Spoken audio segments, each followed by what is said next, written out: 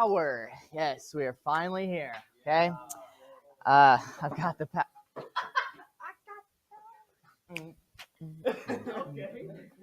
All right. Power. This is the rate at which work is done. And as we have in previous definitions in this class in the past, anytime that we have the rate of something, that it's going to be divided by time. Will be given on the test. Oh, I now see it.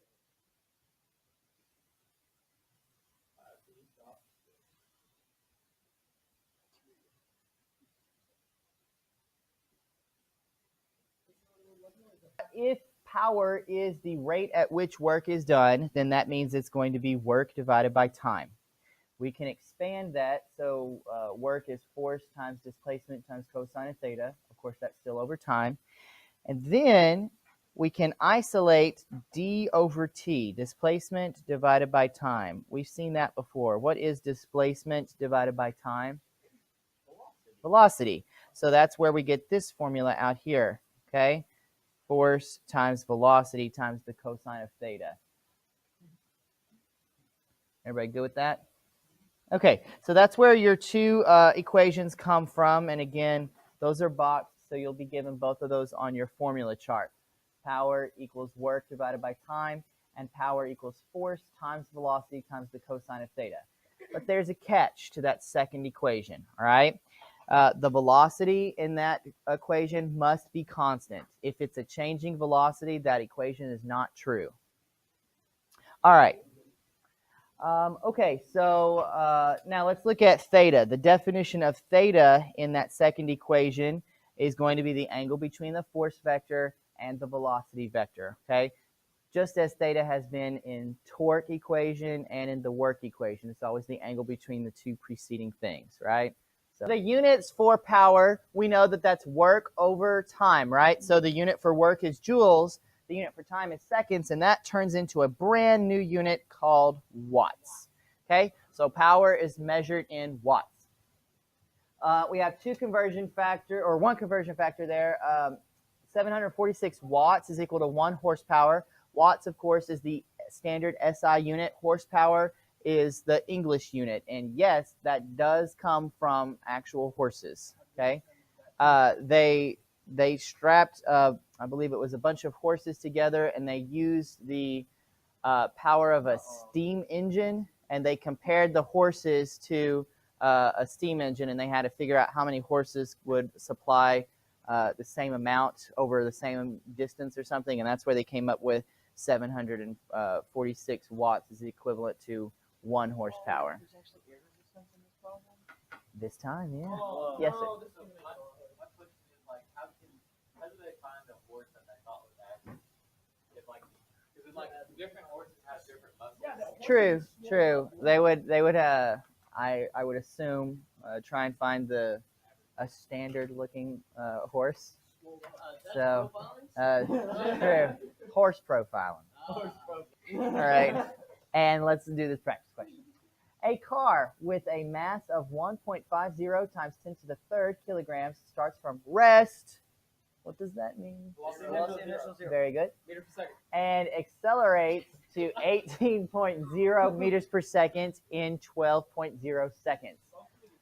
Assume that air resistance remains constant at 400.0 newtons during this time. What is the average power developed by the car's engine? Answer in watts and horsepower. All right, so first off, if we are being asked for power, what should we write down? The equation for power. Now, which one should we write? We had two possible. That's work over time. Okay, work over time. Now, work would mean what? What's the equation for work? No. Work X times D times. Very good. Force times displacement times the cosine of theta. Do we have a force? No. Okay. Wait. Is the air resistance not a force going that direction? Oh, good. So since the air resistance is going opposite to the motion of the car, we could call that a resistive force, right? So that would be like the same thing as work done by friction. Did you say something that was Molbeck worthy? Oh, all right. All right, he beat you. Okay, so then I think that that's probably the one that we should write down, right? Okay, we should use the work one. All right. So yeah, now we're asking about the power from the car, right? So when we do this, we say power equals, and the force that we use would be the force applied by the car, right?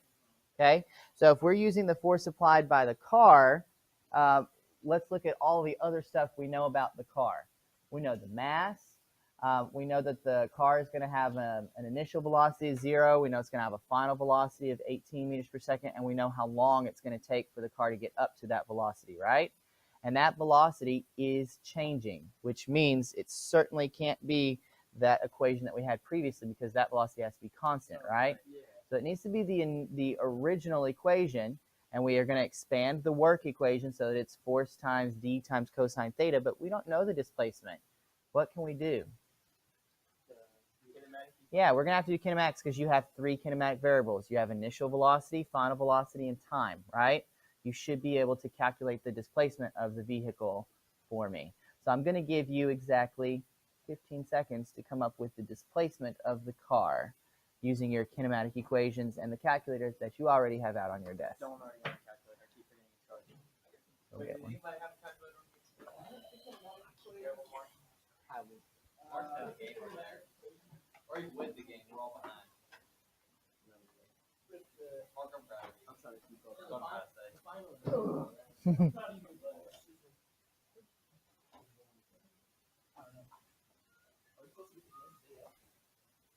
108. Is it 108? I kind of just stuck together an equation. I don't know. 108 meters.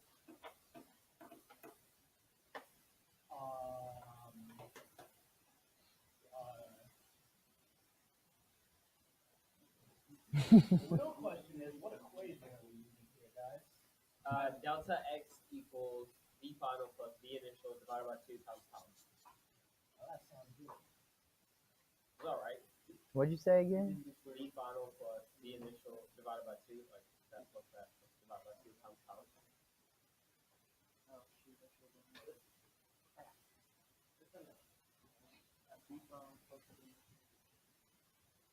We don't have acceleration. Okay. Yeah, 108. Yeah, you're right. Oh, God, you're right. It's hard. Oh, no. Put it down. No one has acceleration. Oh, wow.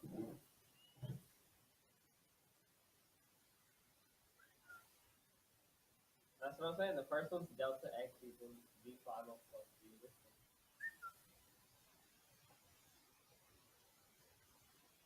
But do we know that like the starting point of that is 0? Yeah. So we just do the final.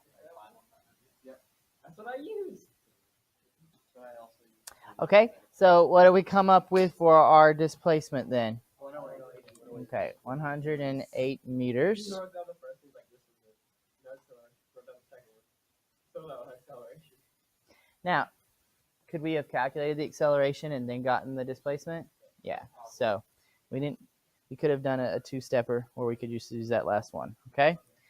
All right, so now let's go ahead and plug into our equation then. What do you think the force is going to be? Did they give us the force of the car's engine? Oh no, what are we going to do now? The force equation. Yeah, we need to do some FNet statements and figure out what the force generated by the car's engine is.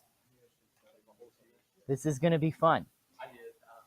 So I've got my car here, all right, and we're going to say that the car's going to the right, okay? So what about the air resistance? Which way is that going? Okay, that one's going to go to the left.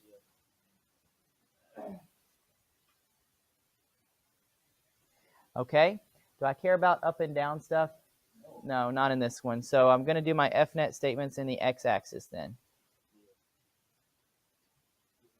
What's my first FNet statement? What kind of acceleration? In the x-axis, very good. Do I have the acceleration in the x-axis? Can I get it?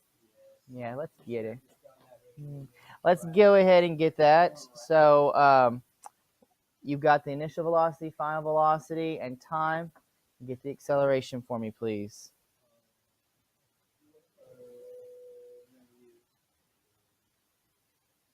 We're gonna use the second equation, the one I don't like. That one. The initial cancels to 0.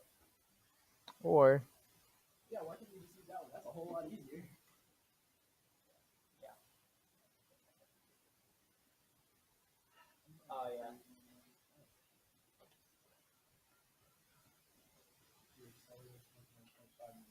Is there AP squared?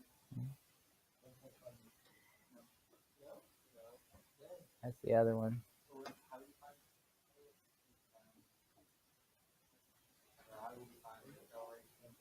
You use this equation right here. Oh, because we already have time. Yeah. It's, Okay. I got it. So, and do we have the mass there of the car? Okay. So let's go ahead and plug that stuff in. The mass of the car was 1.50 times 10 to the third kilograms. Yeah, so it's probably 1,500. Whatever. So it's just 1.5.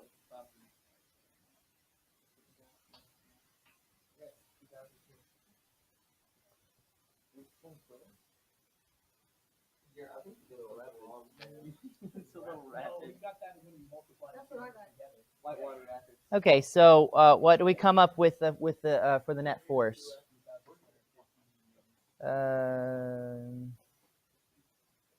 Say it again. Is that what everybody else is getting? Yes. Oh, I see. Okay, I see one. 2,250 newtons. Okay. Now, what's my second FNet statement? No, I haven't even come up with my. Hey, thank you. Sum of all the forces. Good. Applied force minus the frictional force. Good. The air. So I'm going to say the applied force by the car's engine minus the resistive force of air.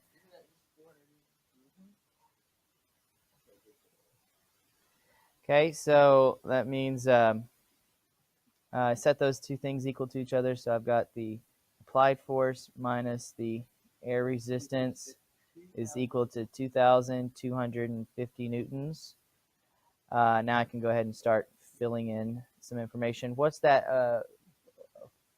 force of air, the air resistance? 400 Okay, so that means the applied force by the car's engine is going to be 2,650 newtons. Newtons. Newton. There's F air. Yeah. Friction air. Fair. Fair. Okay. Now I have everything I need to plug into my power equation.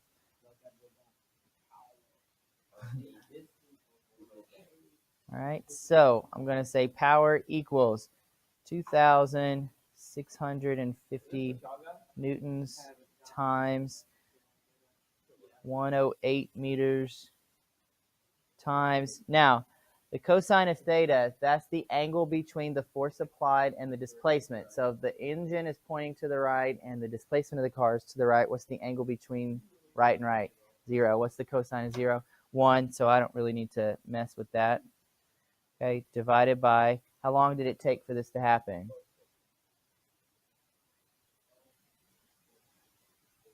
Okay. So this is which equation are we using here? Using work The over first one. time. Yeah. So the second one is the one that the velocity has to be constant? Yes. Okay, the way I boxed this meant where I thought it was wrong. Which is watts, right? Both, boys. What now? Yeah, watts. So the velocity doesn't have to be constant to use the very first equation. Right, yeah, if you need to. The way I boxed it and did it made it look like it was, so it was confused. Drop squat. You said drop squat? All right. Who's got the power for me? Who's got the power? And then I need to make sure that I get the right number of sig figs, okay? Hang on, let me Isaac, you were first. Oh, I'm sorry, I can't hear you because Shivam and Adam are having their own conversation. Can you give me just one moment, please? Thanks. Okay, Isaac says 23,850. Trace 60. He's gonna get it wrong. 24,000 what? There's three. 23,900. Yeah. Arcane rounding rule, but. Oh my god. 23,800. Why? Very good. Okay, 20. Arcane rounding rule. It's a flat. May I help Adam now? Yes.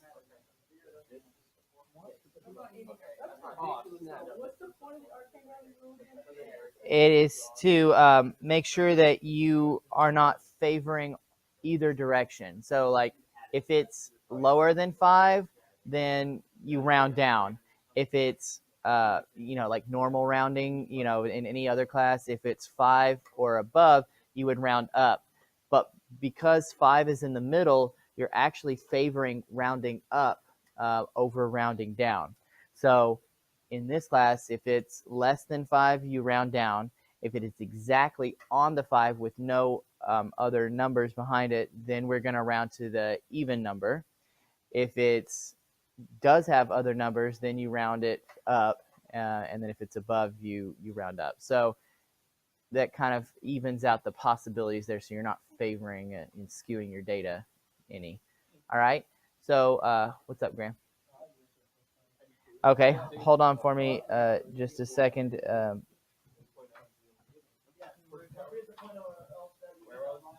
Okay, so your power, you could have done it in either of these deals here. Now, horsepower, Graham, go ahead and give me my horsepower, please.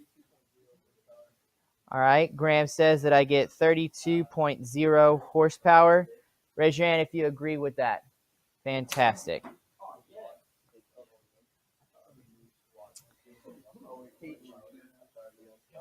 Now, just for fun, I want you to figure out how fast the car is going in miles per hour at the end. Okay, its final velocity. I want that in miles per hour. Go figure it out.